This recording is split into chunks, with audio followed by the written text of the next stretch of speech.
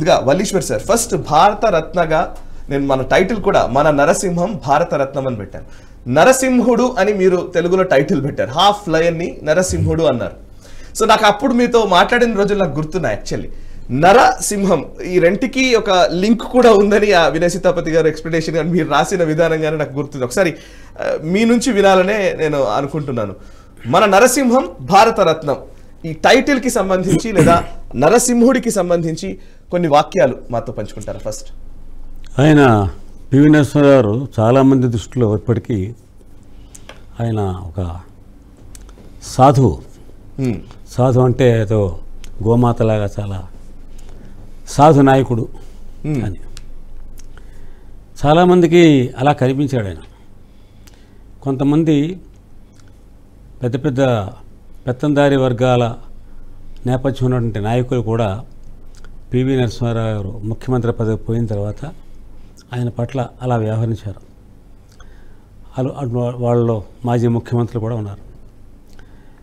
కానీ వాళ్ళందరికీ ఆయన సామాన్య నరుడు కాదు, ఈయన ఒక సింహం అన్న సంగతి క్రమంగా అర్థమయ్యేలా చేశారు ఆయన. ఒక సంఘటన నాకు తెలుసు. ఒక ముఖ్యమంత్రి గారు, ఒక మాజీ ముఖ్యమంత్రి గారు, ఆయన కేంద్రంలో మంత్రిగా ఉన్నాడు, ఇక్కడ మాజీ ముఖ్యమంత్రి కేంద్రంలో మంత్రిగా ఉన్నాడు. ఆ సమయంలో ఈయన అధికారంలో లేరు. ఈయన ఒకసారి చూడడానికి వెళ్ళారు. ఆయన వెళ్తే ఆయన చాలాసేపు వెయిట్ చేయించారు. ఎవరో చెప్పారు పంతులు గారు వెయిట్ చేస్తున్నారని. ఆయన ఉంటారులే కంగారు లేదు. అది ఎలాగో ఈయన విన్నారు. ఈయన పక్కన ఉన్న వ్యక్తి నాకు చెప్పింది చెప్తున్నాను ఇప్పుడు. తర్వాత మళ్ళీ ఆయనకి అవకాశం వచ్చింది. ఈయన వాళ్ళకి ఎలా లెసన్ చెప్పారో అలా లెసన్ చెప్పారు.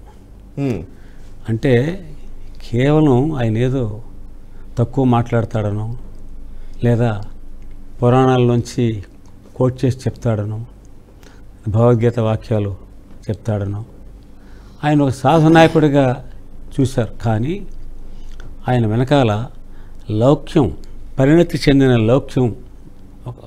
లౌక్యం కలిగినట్టు నాయకుడు ఉన్నాడు అన్న విషయం క్రమంగా స్లోగా అర్థం చేసుకున్నారు. కమ్యూనిస్ట్ పార్టీలు చాలా పెద్ద ఎత్తున ఈయన సంస్కరణలు వ్యతిరేకించాయి, కేకలేసాయి, దేశమంతా అరిచాయి. మరి వామపక్షాలకి గొంతు చాలా పెద్దది కదా, వాళ్ళు చాలా గట్టిగా కేక పార్లమెంట్లో బయట కూడా. ఏమిటి అది వాళ్ళంటే ఈ సంస్కరణల వల్ల తిరిగి మళ్ళీ విదేశీ పాలన వచ్చేస్తుంది ఈ దేశంలోకి అని ఒకటి, దీని గురించి మాట్లాడతాను అని పెద్దగా పార్లమెంట్లో బయట కేకలు పెట్టారు. పివి నరసింహారావు ఏం చెప్పారంటే ఆయన ఎక్కడా ప్రస్తుతం మాట్లాడాల. ఆయన యొక్క మెచ్యూరిటీ ఏంటంటే ప్రైమ్ మినిస్టర్ ఉన్నంతకాలం ఆయన ఏదైనా స్పెసిఫిక్గా ఏదో బీబీసీ లాంటి వాళ్ళకి ఇవ్వాల్సి వస్తే ఏంటో తప్ప except one press conference at the end of his first 1 year official press conference. ఇంకా అఫీషియల్గా ప్రైమ్ మినిస్టర్గా ఆయన ఎప్పుడూ ఎక్కడ మీడియాతో మాట్లాడలేదు ఇండియాలో.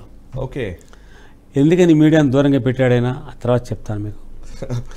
సో ఇప్పుడు కమింగ్ టు దిస్, ఆయన ఏం చెప్పాడంటే ఓకే వాళ్ళంతా కొంతమంది కేకలు పెడుతున్నారు, ఈస్ట్ ఇండియా కంపెనీ వచ్చేసినప్పుడు ఈ దేశంలోకి వెనకాల బ్రిటిష్ వాళ్ళు వచ్చారు, ఈ దేశాన్ని దోచేశారు, ఈ దేశాన్నంత పాలన వాళ్ళే హస్తగతం చేసుకున్నారు అని.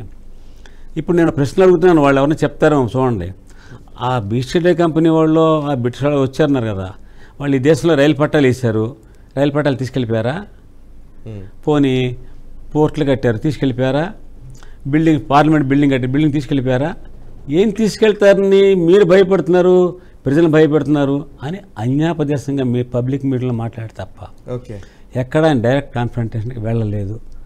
రీజన్ ఏంటంటే ఆయన సమయం చూసి పంజాబ్ ఇస్తే సింహంలాగానే వ్యవహరిస్తాడు తప్ప రాజకీయాల్లో సామాన్యమైనటువంటి పొలిటిషన్లా వ్యవహరించలేదు ఆ ప్రైమ్ మినిస్టర్ అయిన దగ్గర నుంచి. ఈ వీడియో మీకు నచ్చినట్టయితే లైక్ చేయండి, 10 మందికి షేర్ చేయండి. అలాగే కామెంట్ల రూపంలో మీ అభిప్రాయాలను మాతో పంచుకోండి. Nationalist hub group of channels ను సబ్స్క్రైబ్ చేసుకుని తెలుగునాట జాతీయవాద జర్నలిజాన్ని ప్రోత్సహించండి. ఈ వీడియో కింద ఉన్న బెల్ ఐకాన్ పై క్లిక్ చేయడం మర్చిపోవద్దు.